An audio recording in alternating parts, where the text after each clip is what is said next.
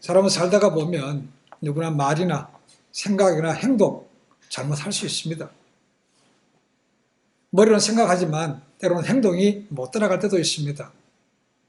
이것이 아닌 줄 알면서도 적당히 타협할 때도 있습니다. 때로 어떤 것이 왔을 때 아닌 줄 압니다. 근데 그것을 해야만 내가 뭔가 얻은 것이 있겠다면 적당히 눈을 감는 것도 있을 수 있습니다. 그럴 때라도 우리가 믿음의 사람을 할 수 있는 것이 뭐가 있겠습니까? 그냥 그대로 가야 되겠습니까? 아니죠. 그것이 곧 죄임을 알고 우리가 죄인임을 알고 예수님께로 돌아가야 되는 것입니다. 여러분, 후회하는 것과 회개는 다릅니다. 그렇죠? 후회는 그냥 죄책감만 가지고 있는 것이고 회개는 돌아가는 것입니다. 가던 길에서 죄의 길에서 돌이켜서 하나님의 길, 진리의 길로 가는 것이죠. 우리가 하는 것은 그렇게 하면 하나님께서 용서하시고 새로운 길을 열어주시는 겁니다. 만약에 우리가 그렇게 하나님께로 돌아가지 않으면 오늘 본문에 나오는 가룟 유다와 같은 삶이 된다는 것이죠. 하나님께서 영원히 멀어지며 하나님의 심판에서 또한 멀어질 수밖에 없습니다. 오늘 예수님께서 계속해서 이 마지막 중요한 죽음을 15시간, 17시간 앞둔 시점에서 또다시 귀한 교훈을 주십니다. 그래서 오늘 또 보시면은 또 진실로, truly라는 말이 또 나옵니다. 그렇죠? 굉장히 중요한 자리입니다. 제자들의 발을 다 씻겨주신 다음에 또 뭐라고 하십니까? 내가 택한 자가 너희 전부 다가 아니라고 하십니다. 바꿔 얘기하면 너희 중에 한 사람은 나를 판다고 말씀하셨습니다. 그렇죠? 그런데 예수님께서는 그 이름을 말씀하지 않으셨습니다. 그에게 또한 기회를 주신 것이죠. 그래서 그를 물리치지 않으시고 그의 발도 다 씻겨주신 거죠.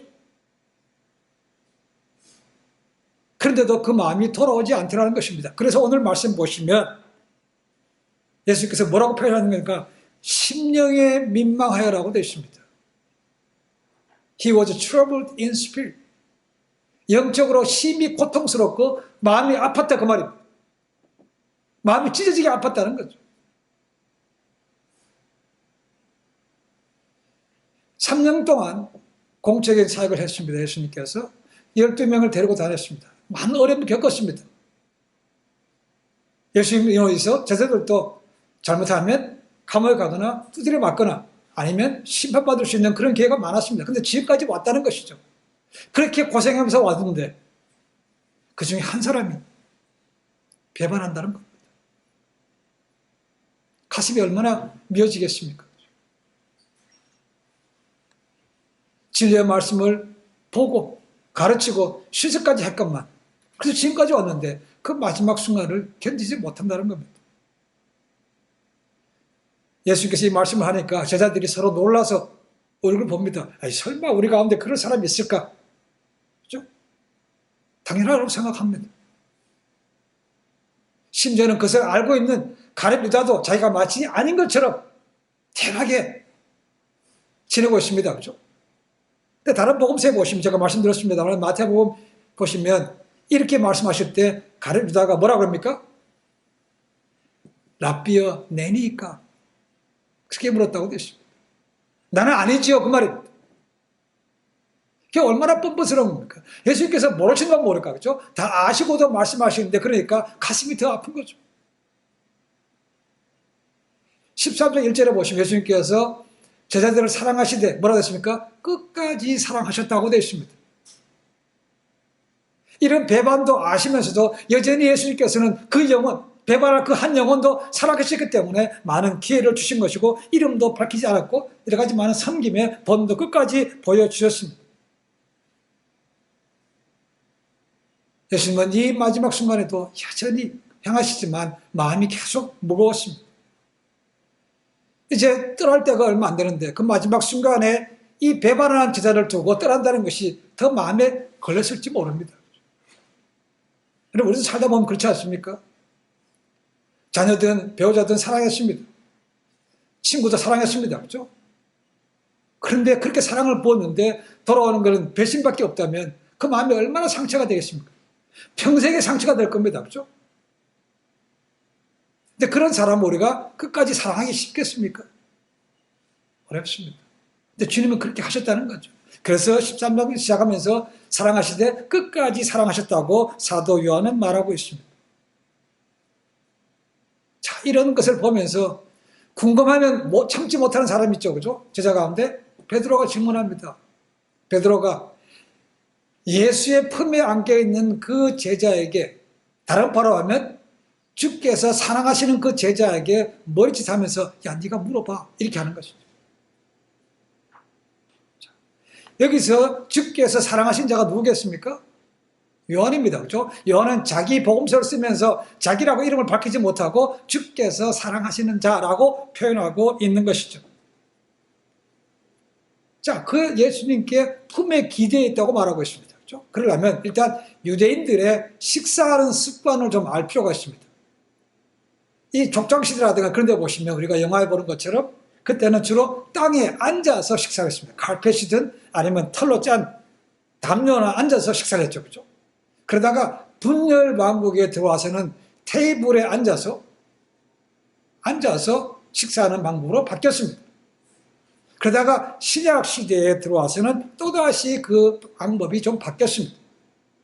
가운데 식탁을 두고 앉았다는 것이죠. 그 식탁이 뭐냐면 트라이클리니움이라고 부릅니다. 트라이, 세 개가 있다는 거죠. 그렇죠? 그러니까 가운데 식탁을 두고 세 방향으로 긴 식탁을 놨다는 것이, 의자를 놨다는 것입니다. 그래서 한쪽은 뚫려 있는 거죠. 그렇죠? 그러니까 그쪽으로 하인들이 들어가면서 주인이 먹은 식사를, 접시를 가져가고 가져오기도 한다는 것입니다.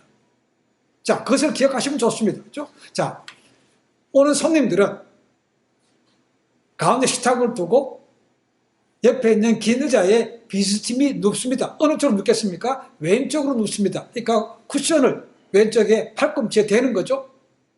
그리고 오른손을 들어서 가운데 있는 음식을 먹는 것이죠. 자, 그렇게 하고 있다면 옆에 있는 사람과 얘기하려면 어떻게 됩니까? 완전히 이렇게 넘어가야 되는 거죠. 그죠? 앞에 있는 사람하고 얘기하기는 쉽습니다. 근데 바로 옆에 있는 사람하고 얘기하려면, 왼쪽에 바라고 얘기를 하면 뭡니까? 누워야 됩니다. 완전히 뒤로 제끼는 거죠. 그렇게 보면 품에 안기는 것처럼 보이는 거죠. 지금 예수님, 이 요한 옆에 있기 때문에 베드로가 보기에는 지금 그렇게 보이는 것이죠. 그래서 예수의 품에 있는 자, 굉장히 가까운 곳이죠. 그죠? 품에 이렇게 기대어 비스듬히. 늘 예수님과 요한은 가까운 곳이죠. 베드로가 늘 요한을 경쟁자로 의식하는 것은 자기도 그렇게 하고 싶은데 자기는 못하는 겁니다. 근데 요한은 그냥 하면 예수님 옆에 가 있어요. 그냥 차착 붙어가지고. 품에 기대고 하니까 너무 부러운 거죠. 근데 본인은 못해요. 그러니까 베드로가 머리짓 하면서 요한한테 얘기하라는 것입니다. 그러니까 요한이 그걸 듣고 뭐라고 합니까? 주여, 그 배반한 사람이 누굽니까? 라고 묻는 거죠. 자, 이 가슴에 기댔다라는 표현이요, 요한복음 1장에 나옵니다. 얼마나 친밀한 것인가. 요한복음 1장 18절에 이런 말씀이 있습니다. 본래 하나님을 본 사람이 없으되 아버지 품속에 있는 독생하신 하나님이 나타내셨느니라 하고 있습니다. 하나님과 예수님의 관계가 품 안에, 하나님 품 안에 있는 독생자라고 말하고 있습니다. 이 품 안에 있는 단어가 내 가슴에 있는 것과 똑같은 것입니다.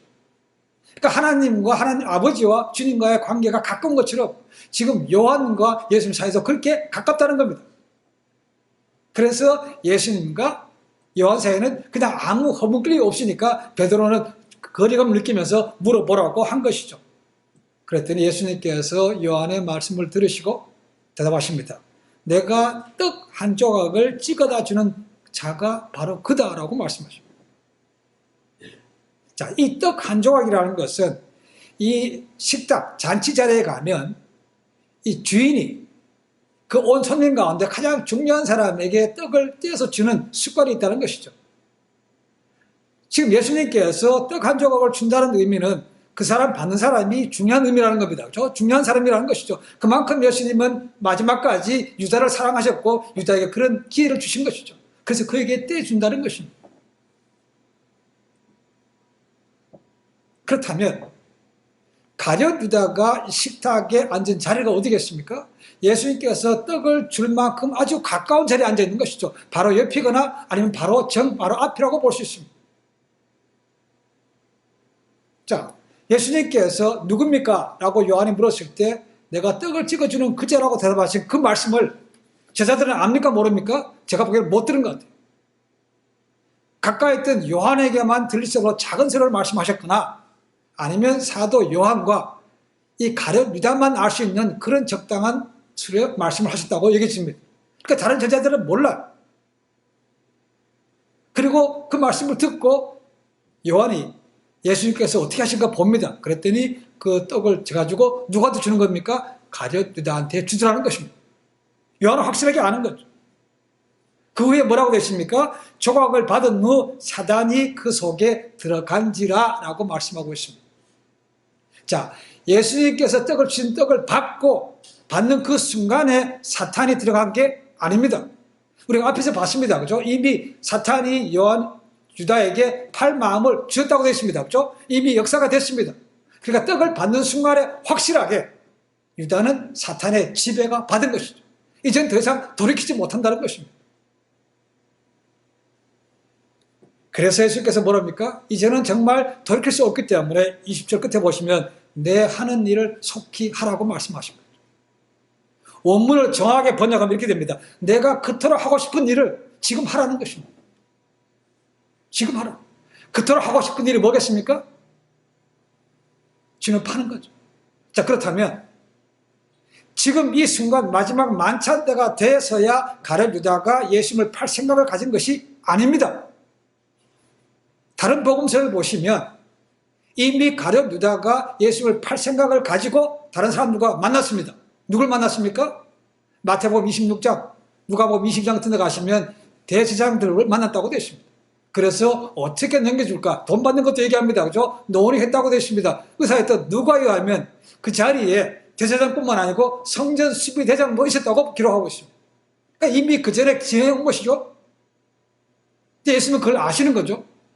그러니까 유다야, 내가 계획한 건 내가 아는데 내가 계획한 것보다가 지금 시간이 앞당겨졌으니까 지금 빨리 해라 라고 말씀하신 거죠. 이것은 내가 속히 하라는 말씀은 가룟 유다에게 하신 말씀일 수도 있고 아니면 지금 가룟 유다의 마음을 지배하고 있는 사탄에게 말씀하신 것도 됩니다. 그렇죠? 이들과 마찬가지입니다. 지금 속히 하라는 것이죠.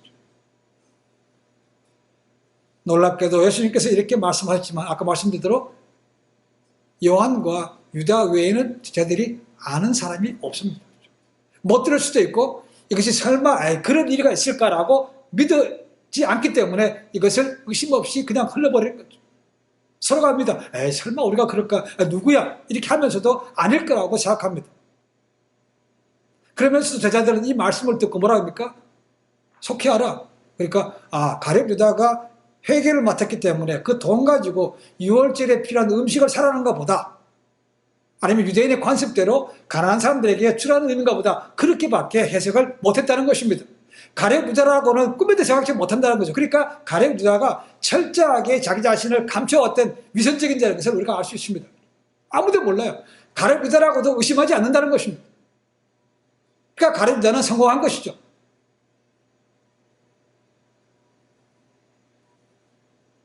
이 모든 일은 나중에 예수님께서 순환을 받으시고 잡혀 죽으시다는 것을 모르기 때문에 그렇습니다. 무지하기 때문에 이렇게 받아들일 수 없는 거죠. 무지한 것도 있지만 이 제자들은 예수님이 하셨던 이미 말씀하셨습니다. 몇 차례나 내가 때가 되면 예루살렘에 올라가서 장로들부터 고난받으시고 내가 죽는다 라고 말씀하십니다. 그것만 하신 것이 아니고 그러나 내가 사흘째 살아난다고 말씀하셨습니다. 그런데 제자들은 죽는다 이걸 받아들일 수가 없는 것이죠. 그러니까 부활도 생각 안 납니다. 앞에 걸 기억 받아들이기 싫으니까 뒤에 한 말은 생각도 안 나요. 그걸 받아들이기 않으니까 무지한 거죠. 그러니까 예수님께서 이 모든 진행사항을 전혀 받아들이지 못하고 이해를 못하는 겁니다. 그러니까 무지의 차이가 그렇게 큰 것입니다. 여러분 무지할 때 이 마지막 종말 때도 달라집니다. 지금 우리는 마지막 때가 이런 징조가 오면 마지막 때가 온 것을 알라고 말씀하고 있습니다. 그렇죠? 그런데 어떤 사람들은 뭡니까? 그런 리가 있나? 하나님이 만든 세상을 심판할 수가 있나? 안 한다고 생각하는 거죠. 그리고 느긋하게 지냅니다. 그렇죠? 그렇게 느긋하게 인정하지 않고 지내는 사람과 이런 일을 보면서 야 정말 하나님의 말씀대로 이루어지는 것보다 긴박한 사람이 받는 것이 똑같겠습니까? 삶이 다릅니다. 이런 것을 보면서도 종말의 때가 아니라고 느끼는 사람이라면 지금 오늘 본문에 나오는 11제자와 똑같은 거죠. 자, 이때가 시간상으로 언제입니까? 30절에 유다가 그 조각을 받고 나가니 곧 밤이라고 되어 있습니다. 우리가 잘 아는 대로 이때는 목요일 해가 진 이후 밤입니다. 그렇죠? 우리 시간으로는 목요일 밤이지만 유대 달력으로는 금요일이 이미 시작된 날입니다. 그렇죠? 깜깜한 밤입니다. 자, 사도 요한이 말하는 것은 그때가 시간상으로 밤이다라는 것을 저는 말하고 있다고 생각하지 않습니다. 이미 우리는 이미 저녁 때 만찬하는 것은 저녁 시간이니까 어두운 것을 알고 있습니다. 그렇죠? 근데 여기서 또 구체적으로 밤이라고 언급한 것은 유다가 나갈 때가 밤이었다는 것입니다. 그의 영적인 상태를 얘기하고 있다는 것입니다. 뭡니까? 사탄의 지배가 되어서 이제는 더 이상 주님과 돌이킬 수 없는 그 사탄의 경험의 유혹에 넘어가서 하나님과 멀어지는 그것을 갖다가 밤이라고 표현하고 있다는 것입니다. 영적으로 어두운 상태라는 것입니다. 유다는 예수님을 따라다니면서 실습도 하고 보기도 하고 여러 가지 많은 걸 했습니다. 예수님께서 내가 빛이라고 말씀하셨습니다. 그렇죠? 빛에 따라다녔습니다. 근데 그 빛을 진정으로 보지 못한 거죠. 빛 가운데 그냥 따라다녔지만 그 마음속은 늘 어둠이었다는 겁니다. 사탄이 그의 마음을 늘 지배하고 있었다는 거죠. 그리고 드디어 마지막 때가 오니까 사탄의 완전한 지배를 받아서 팔생을 가지고 자님을 떠난 것이죠. 빛이 아니면 어둠입니다. 그렇죠? 빛과 어둠은 같이 공존할 수가 없습니다. 빛이 오면 어둠은 물러가게 되어 있고 또 어둠이 오면 또 빛도 물러갑니다. 어둠이 오면 우리의 시야가 가려집니다. 방향 감각도 별로 잘 생기지 않습니다. 그러니까 밤이 되면 휘황찬란한 불빛에 따라서 자기의 본성대로 가는 사람들이 얼마나 많은지 모릅니다. 이 밤을 좋아하는 사람들 생각합니다. 이 밤이니까 깜깜하니까 사람들이 나를 모를 거라고 착각한다는 것이죠. 그래서 그런 사람들은 밤을 좋아하는 것이죠. 모릅니까? 사람들은 모를 수 있습니다. 그렇죠? 그러니까 주님은 아시는 거죠. 이스라엘의 초대왕 사울, 그가 이스라엘의 왕으로 초대받기 전에 나오는 모습 보십시오. 그가 얼마나 부모를 공경했던 효자요. 얼마나 그가 겸손한 사람인지 알 수 있습니다. 사무엘을 통해서 그가 이스라엘 왕으로 기름받을 때 뭐라 합니까? 나는 이스라엘 지파 가운데 가장 작은 베냐민 지파요. 그 중에서 가장 미약한 집안 출신 아닙니까? 근데 내가 어떻게 이스라엘의 왕이 됩니까? 라고 얘기합니다. 그렇죠? 그랬던 그가 다른 사람과 마찬가지로 왕이 되고 나니까 이 마음이 달라지는 것이죠. 하나님의 말씀을 제대로 순종하지 않습니다. 그렇죠? 그리고 눈에 보이는 선지자인데도 말씀을 제대로 순종하지 않습니다. 그러다가 사무엘 선지자가 죽습니다. 죽은 다음에 이제 사울 앞에 큰일이 생겼습니다. 주변에 블레셋 대군이 쳐들어오는 거죠. 이제는 옆에서 자기를 도와줄 선지자도 없는 거 아닙니까? 그죠? 다 없어요. 그러니까 어떡합니까? 성경에 뭐라고 했습니까? 사울이? 그럴 때 사울이 의지할 사람이 없었기 때문에 엔돌에 있는 신접한 여인을 찾아갔다고 되어 있습니다. 귀신을 불러올리는 그런 여인을 찾아갔다고 되어 있습니다. 사무엘상 28장 8절에 보시면 그걸 국민들이 백성들이 알면 안 되니까 그가 찾아갈 때가 언제라고 되어 있는가? 밤이라고 기록하고 있습니다. 그때가 밤이었더라. 예수께서 겟세마네 동산 기도하시고 군인들이 잡으러 왔을 때 제자들이 다 도망갔습니다. 그렇죠? 그때도 밤이라고 기록하고 있습니다. 밤이니까 도망가기도 좋고 숨기도 좋은 거 아닙니까? 그렇죠? 성경에 분명히 밤이라고 기록되어 있습니다. 그 밤에 도망다니다가 그래도 베드로는 양심의 가치에 걸렸습니다.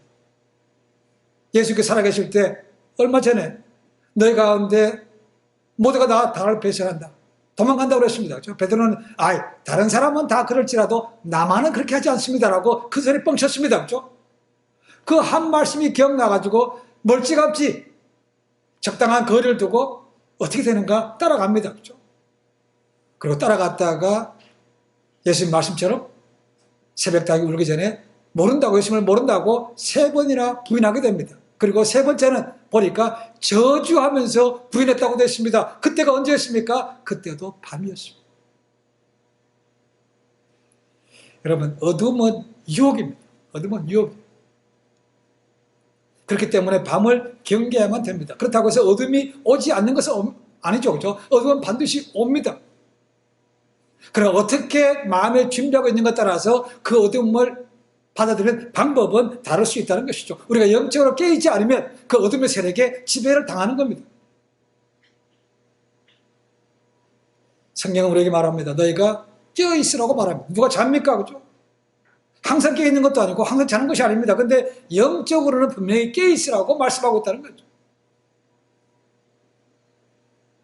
예수님께서 이 땅에 오실 때 들판에서 양을 치던 목자들은 이 땅에 오셨던 그 아기 예수님을 만날 수 있는 기회가 잡았습니다. 그때도 밤이었습니다. 동방박사는 그 깜깜한 밤에 먼 곳에서 하늘의 별을 관찰하다가 유대인의 왕으로 오신 이가 있음을 알고 그 먼 길을 고생고생해서 와서 예수님을 만나고 경배하고 돌아갔습니다. 그들이 밤에 별을 본다는 것은 뭡니까? 그것은 밤이죠, 밤. 이스라엘 백성들이 출애굽할 때 그들은 놀라운 경험을 했습니다. 10가지 재앙이 애굽 땅에 내리게 됩니다. 그렇죠? 그때 온 애굽 땅이 깜깜한데 그들이 사는 고센 지방에는 빛이 있었다는 것입니다. 그 어둠 가운데 애굽에 있는 유대인들이 아는 사람들의 장자와 동물들의 첫 태생이 다 죽어갈 때 자기들이 가지고 있는 장자 아니면 동물들의 첫 태생은 죽지 않은 그 빛을 본 것이죠. 그들이 출애굽할 때도 밤이었습니다. 당장 쫓아내는 것이죠. 그리고 그들은 출애굽한 이후에도 깜깜한 밤에도 뭘 봤습니까? 불기둥을 본 것이죠. 그들이 영적으로 하나님과 바른과 있을 때는 밤이지만 오히려 하나님의 영광을 볼 수 있는 기회가 되는 것입니다. 솔로몬이 하나님 앞에 1천 번제를 드리고 하나님 앞에 기도했을 때 하나님께서 응답하신 거죠. 하늘에서 불이 내려와서 그의 모든 재물을 살라가셨습니다. 그때도 밤이었습니다. 사도 바울과 실라가 제2차 전도여행 가서 귀신들 여정을 온전하게 만들었다가 잡혀서 두드려 맞고 감옥에 갇혔습니다.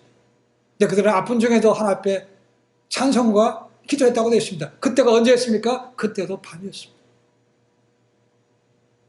그 밤에 그들이 찬양하고 기도했을 때 하나님께서 그것을 받으시고 감옥의 털을 흔들어줬고 문도 열리게 하셨습니다. 그렇죠? 그리고 거기서 간수가 죽는 것, 자살하는 것을 막았습니다. 그 간수의 만남을 통해서 빌립보 교회가 세워지게 되는 것이죠. 하나님은 어둠 속에서도 역사하시는 겁니다. 그렇죠?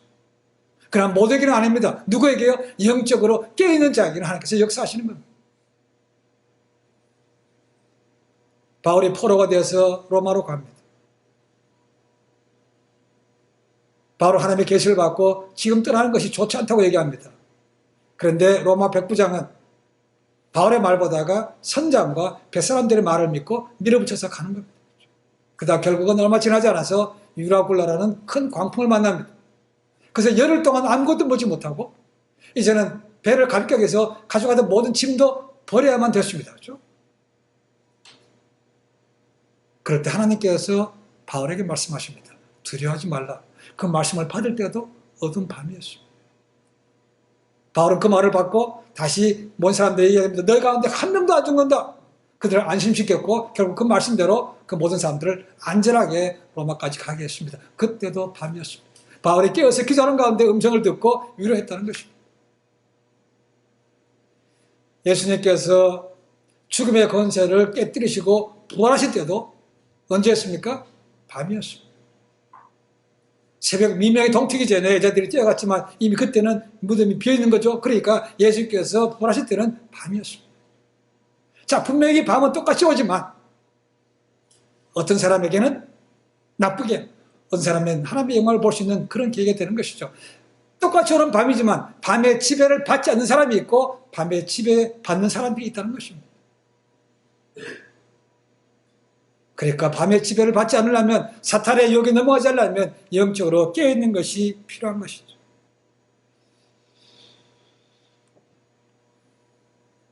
눈을 뜨고 있지만 다 보는 것은 아닙니다. 그렇죠? 어떤 사람은 눈을 뜨고 있지만 보지 못하는 것들이 많습니다. 그래서 어떤 사람은 눈을 앞을 못 봅니다. 그 남들이 보지 못하는 걸 보는 사람이 있는 거죠. 낮이라고 해서 다 낮이 아니고 밤이라고 해서 다 똑같은 밤은 아닙니다. 그렇죠? 아무리 낮이라고 해도 잠을 자는 사람은 지금 낮이 밤인 것이죠. 근데 아무리 밤이라고 해도 자기 할 일을 하는 사람들은 그 사람에게는 밤이 낮이 되는 거죠. 그렇죠? 밤에도 사람의 생명을 지키는 의사와 그 다음에 그 종사하는 간호사분들이 있습니다. 밤이 돼서 별을 관측하는 사람들이 있습니다.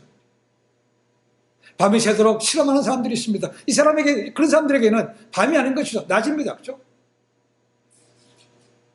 그런 낮이 되면 그냥 자고 있다가 밤만 되면 정신이 살아서 하는 사람들은 어둠의 지배를 받고 있는 사람들인 거죠. 밤에 깨어서 기도하는 사람들도 있습니다. 밤이 늦도록 하나님의 말씀을 꿀송이같이 달아서 그것을 먹는 사람들이 있습니다. 그런 사람들에게 있어서는 결코 어둠이 그 영혼을 엄습하지 못하는 것이죠. 그래서 다윗은 시편 57편 8절에 얘기합니다. 내가 새벽을 깨우리로다라고 얘기합니다. 내가 시간을 지배당하는 것이 아니고 내가 시간을 지배하겠다는 겁니다. 그렇죠? 새벽을 깨운대요. 의지인 것입니다. 그렇죠? 이런 사람이야말로 영적으로 깬 사람들입니다. 그렇지 않은 사람들, 밤만 되면 살아서 PC방에 가고 술집을 찾아가는 사람들, 아니면 방 안에서 문 닫아 걸고 인터넷으로 도박하는 사람들, 인터넷 웹서핑하는 사람들, 음란한 것을 보는 사람들은, 이런 사람들은 낮이든 밤 상관없이 그들은 여전히 밤에 지배되는 사람들인 것이죠. 누구도 죽음을 피하지 못하는 것처럼 누구도 어두운 밤이 오는 것을 막을 수는 없습니다. 그러나 그 어둠의 세력인 마귀가 그 마음을 틈타지 못하게 할 수는 있다는 것입니다. 어떻게 됩니까? 깨어있어야 되는 것이죠. 그리고 빛 대신 주님 앞으로 나아가야 되는 것이죠. 그렇지 않다면 그 사람은 어둠에 있는 것입니다. 마귀는 빛을 싫어합니다. 그리고 어둠을 잘 이용합니다. 그렇죠? 우리 마음속에, 사람들의 마음속에 어둠이 있다면 그 어둠을 부추기는 것이 마귀죠. 마음속에 있는 욕망과 미움과 시기질을 불러일으키는 것이죠. 그것을 보기 때문에 그걸 찌르면 거기에 안 넘어갈 사람은 거의 없습니다. 그래서 우리의 마음 상태가 밤이 되지 않도록, 어둠이 되지 않도록 만들어가는 것이 중요하다는 것입니다. 그것이 새벽을 깨운다는 그런 말입니다. 여러분, 인생 영원하지 않습니다. 어떻게 보면 인생이 굉장히 짧습니다. 언제 주님 앞에 불러갈지 모릅니다. 그렇죠? 근데 언제 불러가더라도 주님 앞에 당당할 수 있는 것은 빛된 삶을 살면 되는 것이죠.